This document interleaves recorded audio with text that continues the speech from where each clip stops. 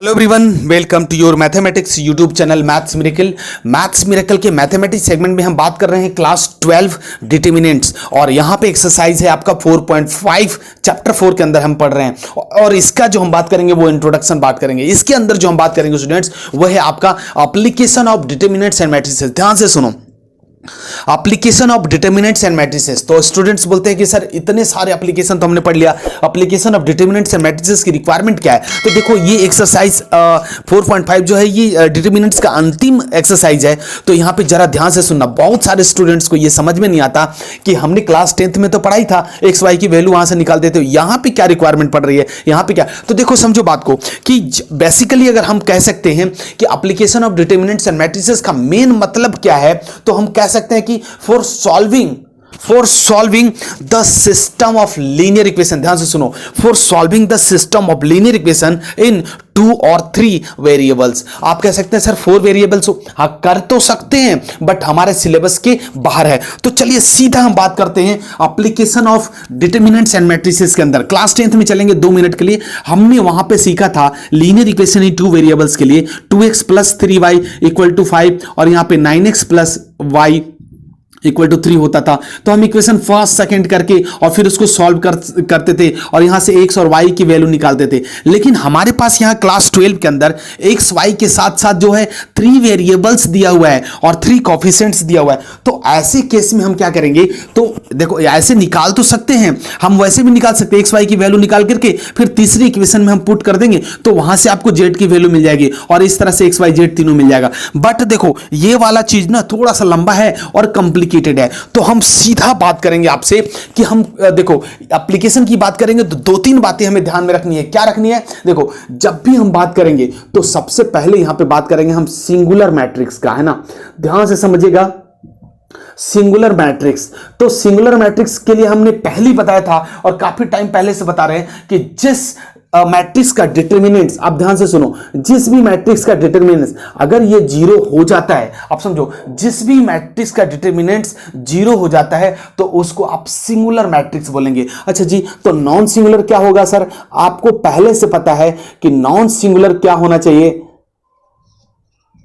Non singular matrix के लिए क्या हुआ, जो डिटरमिनेंट्स आ रहा है वो नॉट इक्वल टू 0 होना चाहिए। तो ठीक है, ये दोनों बातें तो आपको बहुत पहले से पता है, ये दोनों बातें क्या है आपको पहले से पता है। अब जरा ध्यान से समझिएगा एक एक बात को। हम यहां पे 2 केस लेके चलते हैं और दोनों केस के बाद जो निचोड़ बातें होंगी वो हम आपको बता देंगे। तो चलो केस नंबर 1 हम लेके चलते हैं स्टूडेंट्स। आप समझिएगा केस नंबर 1।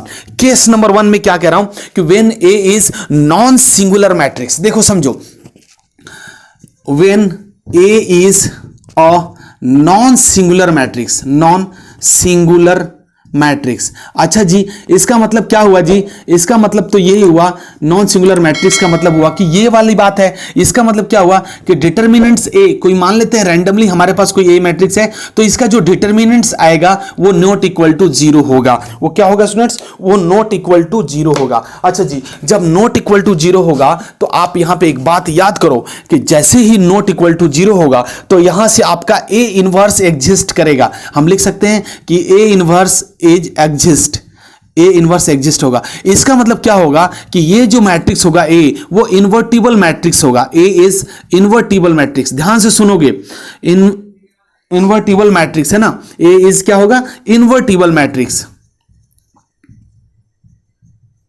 Invertible matrix. अच्छा जी, जब ए इन्वर्टिबल मैट्रिक्स होगा इसका मतलब क्या हुआ कि ये हमारा हमेशा कंसिस्टेंट सिस्टम ऑफ इक्वेशन है। ध्यान से सुनो, तब आप कह सकते हैं कि A is a consistent system of equation, system of equation होगा। अच्छा, जब ये केस भी हो जाएगा तब आप क्या करेंगे?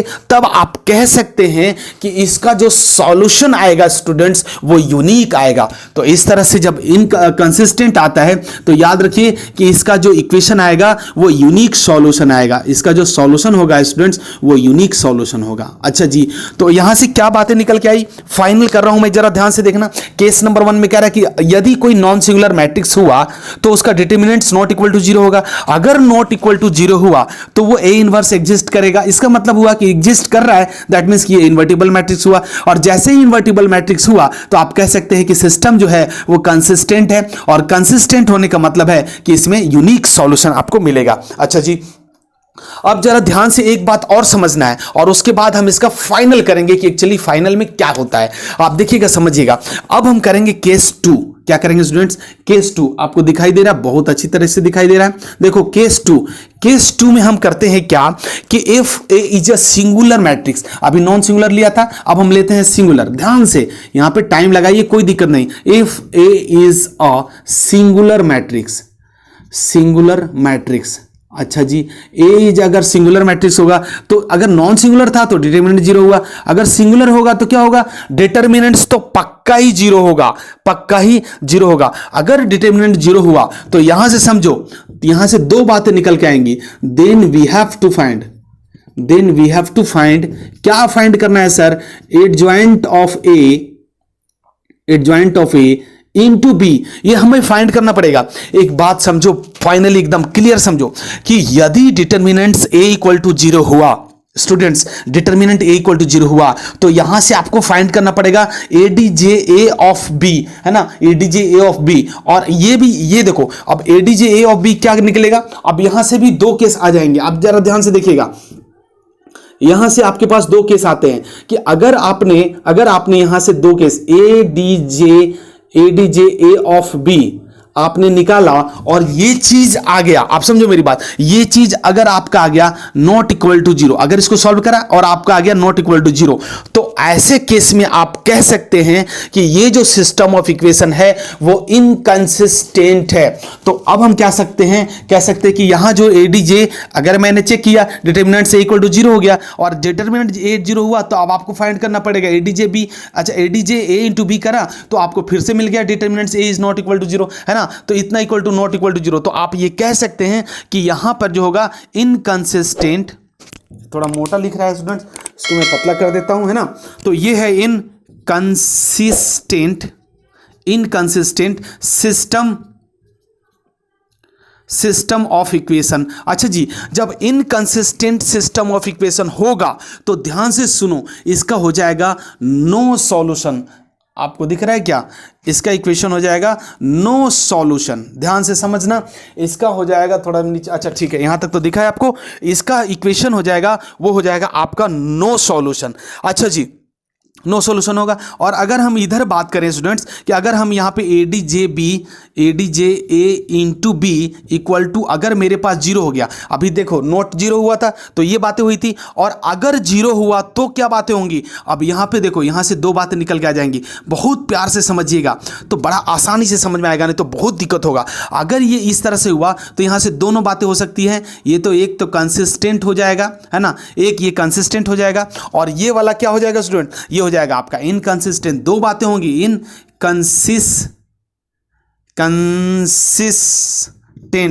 इनकंसिस्टेंट होगा। अब देखो, जब कंसिस्टेंट होता है स्टूडेंट्स, तो आपका क्या होगा? इनफाइनाइटली मेनी सॉल्यूशन, है ना, यहां पे आप लिख सकते हैं इनफाइनाइटली मेनी सॉल्यूशन आप ध्यान से लिखेंगे। और यहां पे अगर इनकंसिस्टेंट हो गया तो आप सीधा बात करेंगे no solution. Oh my God, देखिए, तो अब आपको फाइनली यहां से क्या मिल रहा है कि अगर कहीं पे, आप बात समझना, कि अगर कहीं पे आपका सिस्टम ऑफ इक्वेशन क्या है? कंसिस्टेंट है ना, कंसिस्टेंट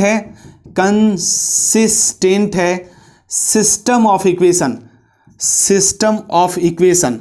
इसका मतलब क्या हुआ स्टूडेंट्स? इसका मतलब क्या हुआ कि अगर ये सिस्टम ऑफ इक्वेशन कंसिस्टेंट है तो या तो ये यूनिक सॉल्यूशन देगा या फिर क्या देगा? इनफाइनाइटली मेनी सॉल्यूशन, है ना, ये दो बातें दे सकता है, इनफाइनाइटली मेनी सॉल्यूशन। ओके, ये तो हो गया। और अगर आपके पास देखो अभी कंसिस्टेंट है तो इस तरह से हुआ, और अगर इनकंसिस्टेंट हुआ, यहां पे ये लो और यहां पे ये लो, अगर इनकंसिस्टेंट हुआ, inconsistent system of equation, system of equation हुआ तो आपका जो आंसर मिलेगा वो क्या मिलेगा, नो सॉल्यूशन। आप देखो समझ लो बात को, इतना लंबा खींचने का मतलब क्या हुआ कि अगर कहीं पे कंसिस्टेंट दिखता है, देखो कंसिस्टेंट दिखा तो यूनिक सॉल्यूशन मिला, यूनिक सॉल्यूशन मिला। अच्छा एक बात और कहता है कि यूनिक सॉल्यूशन मिला जब ये वाला होगा तब, लेकिन यहां पे देखो यहां पे दो बातें निकल के आ रही है। एक तो अगर एडीजे, अगर देखो सबसे पहले आप डिटरमिनेंट्स ए चेक करोगे जीरो हुआ, उसके बाद आपको चेक करना है एडीजे इनटू बी, अब वो भी जीरो हुआ, तो यहां पे दो बातें निकल के आएंगे, एक कंसिस्टेंट, और कंसिस्टेंट होने का मतलब है यूनिक सॉल्यूशन मिलेगा, यूनिक सॉल्यूशन मिलेगा या फिर इनफाइनाइटली मेनी सॉल्यूशन। तो देखो यहां पे यूनिक सॉल्यूशन नहीं मिला, आप समझो मेरी बात, यहां पर जो बात हो गई है, यहां पर जो क्या है ये देखो इनकंसिस्टेंट, तो इनफाइनाइटली मेनी सॉल्यूशन मिलेगा, यहां पे यूनिक सॉल्यूशन नहीं मिला, और यहां पे इनकंसिस्टेंट अगर हुआ तो ये आपको नो सॉल्यूशन दे देगा, है ना, इनकंसिस्टेंट नो सॉल्यूशन। अब हम समझेंगे बात को, फाइनली कर रहा हूं। देखो अगर कहीं पे इस तरह का application of determinants and matrices की बात होगी तो सबसे पहले हमें जानना होता है singular matrix determinants A equal to zero, non singular कब होगा, जब determinants A is not equal to zero होगा तब। अच्छा अब क्या है, अब नॉन सिंगुलर होगा तो ये कंडीशन तो पक्का फुलफिल करेगा। अगर ऐसा होता है तो इनवर्स एग्जिस्ट करेगा और इन्वर्टिबल मैट्रिक्स होगा और ये कंसिस्टेंट होगा और इसका यूनिक सॉल्यूशन निकलेगा। ये बात खत्म हो गई, जो हम ये वाली बात कर रहे थे। देखो अगर कंसिस्टेंट होता है तो दो बातें होती है, एक यूनिक सॉल्यूशन निकलेगा और इनफाइनाइटली मेनी सॉल्यूशन निकलेगा। इनफाइनाइटली मेनी सॉल्यूशन का केस अलग है, जब आपको एडीजे ए इंटू बी निकालना पड़ेगा और यहां से चेक करेंगे तो आपके पास दो कंडीशन आएंगे, या तो इनकंसिस्टेंट या कंसिस्टेंट। यहां पे अगर कंसिस्टेंट आया तो इनफाइनाइटली मेनी सॉल्यूशन हो गया, जो कि आपने यहां देखा है। अच्छा तो ये यूनिक सॉल्यूशन की बात हो गई तो यहां आ गए। अच्छा अब केस नंबर 2 लिया कि अगर आपने सिंगुलर मैट्रिक्स लिया है और determinants A equal to zero किया है, determinants A equal to zero किया, तो इस तरह से दो case ADJ A into B not equal to zero, तो ये तो पक्का है कि ये बहुत ही आसान से क्लियर हो गया ये आपको। लेकिन अगर यहां पे बात आएगी तो एक कंसिस्टेंट दूसरा इनकंसिस्टेंट। अब देखो इनकंसिस्टेंट का केस कब होता है कि ऐसे केस में एक एग्जांपल अगर मेरे को याद आए, जैसे देखो x plus Y plus Z equal to 5 को आप क्या कर दो d, है ना, ये d1 कर दो, है ना, और यहाँ पे मैं कर देता हूँ 3x प्लस 9y और plus 2z equal to d2। अच्छा जी एक और लेता हूँ, चूंकि ये लीनियर इक्वेशन है, 3 वेरिएबल्स की बात हो रही है, तो यहाँ पे मैं बात करूँ 2x plus 2y plus 2z equal to d3। तो एक काम करो, आपके पास ना वो चीज़ पता है ना कि अगर दो रो या फिर दो कॉलम अगर आइडेंटिकल हो जाए तो सेम हो जाता है। तो वैसे केस में क्या होता है, यहाँ से देखो अगर हम 2 यहाँ से थ्रू आउट कॉमन निकालेंगे तो ये d1 और d3 सेम हो जाएगा ना। तो इस वाले केस में हमें यहाँ पे कंसिस्टेंसी इनकंसिस्टेंसी चेक करने को मिलेगा। तो ये वाली चूंकि अभी आपके पास सिलेबस में है नहीं तो इसको हटा दीजिए। मेनली आपको जो पढ़ना है, आपको एक यूनिक सॉल्यूशन का और एक आपका नो सॉल्यूशन जो आपको यहाँ आ रहा है। तो बस कुल मिला के आप ये समझो कि एक यूनिक सॉल्यूशन कब आएगा, जब इस तरह का केस होगा, और आपके पास इनकंसिस्टेंट अगर नो सॉल्यूशन की बात होगी तो ये वाली बात करनी पड़ेगी। तो सबसे पहले डिटरमिनेंट चेक करना पड़ेगा, ADJ into B is not equal to check करना पड़ेगा। तो दोस्तों उम्मीद करता हूं आपको ये application of determinants and matrices का इंट्रो पार्ट यानी 4.5 का इंट्रो पार्ट बहुत ही बेहतरीन तरीके से क्लियर और कंसेप्ट क्लियर हुआ होगा, क्योंकि आज तक आपने जितने भी वीडियोस देखे हैं कहीं ना कहीं कंफ्यूजन रहा है। तो हम उम्मीद करते हैं कि आपको ये सारा क्लैरिटी बिल्कुल कंसेप्चुअल क्लियर हो गया होगा। हमें केस 1 केस 2 दो ही बातें याद रखनी है और तीसरी बातें हमें सिंगुलर मैट्रिक्स और नॉन सिंगुलर मैट्रिक्स पे बात करनी है।